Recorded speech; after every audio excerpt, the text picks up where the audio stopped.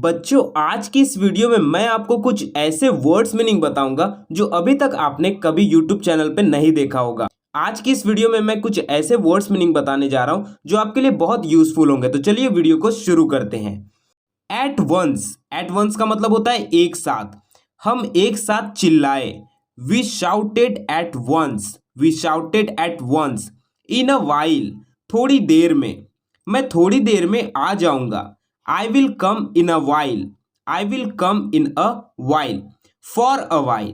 इसका मतलब होता है थोड़ी देर के लिए। मुझे थोड़ी देर के लिए अपना मोबाइल दे दो। Give me your mobile for a while, give me your mobile for a while।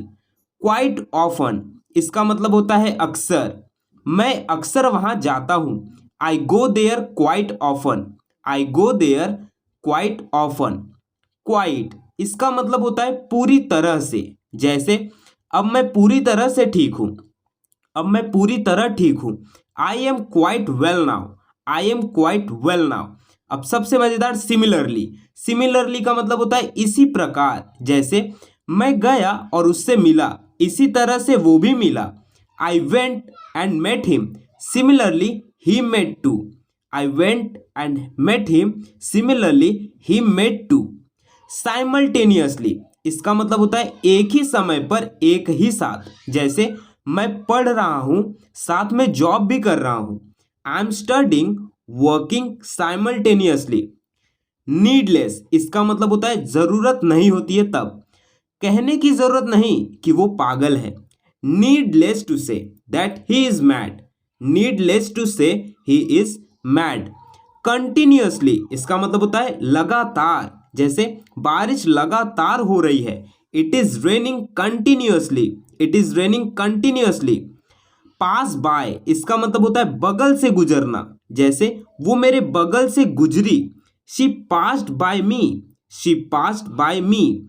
Of no use या फिर अवेल, कोई फायदा नहीं। जैसे मैं डॉक्टर के पास गया पर कोई फायदा नहीं हुआ। I went to doctor but of no use, I went to doctor but of no use.